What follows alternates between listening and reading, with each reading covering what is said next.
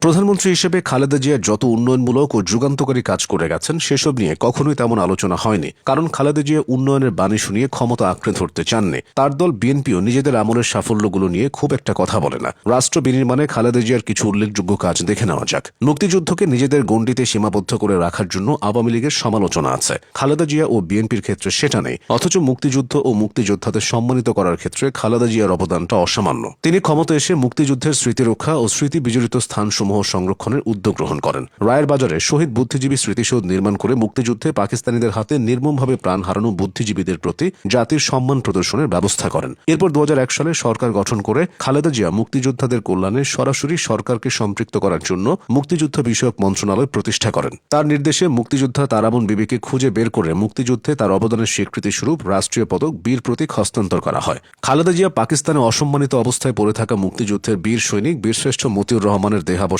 বাংলাদেশে নিয়ে আসার ব্যবস্থা গ্রহণ করেন। এবার আসা যাক অন্য প্রসঙ্গে। 3 দফায় সরকার গঠন করে বেগম খালেদা জিয়ার নেতৃত্বাধীন সরকার রাষ্ট্র পরিচালনার ক্ষেত্রেও বেশ কিছু গুরুত্বপূর্ণ সিদ্ধান্ত নিয়েছেন, যেগুলো এদেশের রাজনীতির ইতিহাসে মাইলফলক হয়ে থাকবে। সংবিধানের দ্বাদশ সংশোধনীর মাধ্যমে পার্লামেন্টারি পদ্ধতির সরকার প্রতিষ্ঠা ও ত্রয়োদশ সংশোধনীর মাধ্যমে নিরপেক্ষ তত্ত্বাবধায়ক সরকারের অধীনে জাতীয় নির্বাচনের ব্যবস্থা গ্রহণ এসবের মধ্যে অন্যতম। খালেদা জিয়ার সরকার রাষ্ট্রীয় কার্যক্রম পরিচালনায় 60টি সংসদীয় কমিটি গঠন করেন, যাতে বিরোধী দলীয় সাংসদদেরকে গুরুত্ব সহকারে অবস্থান দেওয়া হয়। শিক্ষা খাতে বাধ্যতামূলক প্রাথমিক শিক্ষা আইন এবং মেয়েদের জন্য 10ম শ্রেণী পর্যন্ত বিনা বেতনে পড়াশোনার ব্যবস্থা করা তার সরকারের অন্যতম অবদান। তার সরকারের আমলেই বাংলাদেশ উন্মুক্ত বিশ্ববিদ্যালয় ও জাতীয় বিশ্ববিদ্যালয়ের পথ চলা শুরু হয়। বেসরকারি বিশ্ববিদ্যালয় প্রতিষ্ঠার অনুমোদন তার সরকারের আমলেই গৃহীত হয়। তিনি জিয়াউর রহমানের অর্থনীতির অনুসরণ করে বেসরকারীকরণের উপর গুরুত্ব আরোপ করেন। ব্যক্তিগত আয়কর প্রদানের হার 55% থেকে 25% নিয়ে আসেন। ব্যবসায় সহজ করার লক্ষ্যে 27 ধরনের শুল্ক হ্রাস করে 7 ধরনের আমদানি শুল্ক নির্ধারণ করেন।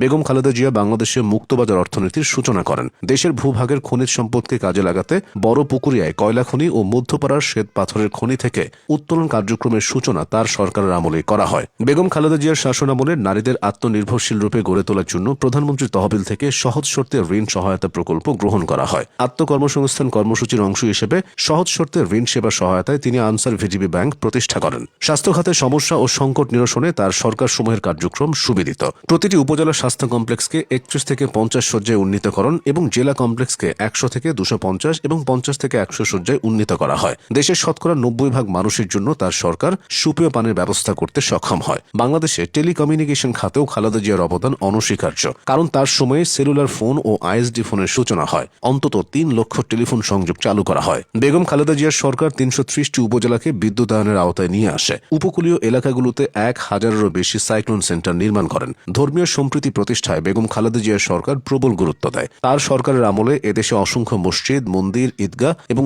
অন্যান্য উপাসনালয় নির্মাণে সরকারি তহবিল থেকে অনুদান প্রদান করা হয়। ঢাকার আশকোনায় হজ যাত্রীদের সুবিধার্থে একটি স্থায়ী হাজি ক্যাম্প প্রতিষ্ঠা করা হয়। এছাড়াও তাবলিগ জামাতের বৃহৎ সম্মেলন বিশ্ব ইজতেমার জন্য টঙ্গীতে অতিরিক্ত 300 একর জমির বন্দোবস্ত করে বেগম খালেদা জিয়ার সরকার। প্রধানমন্ত্রী হিসেবে খালেদা জিয়ার এসব সাফল্যের কথা আপনি কতটুকু জানতেন?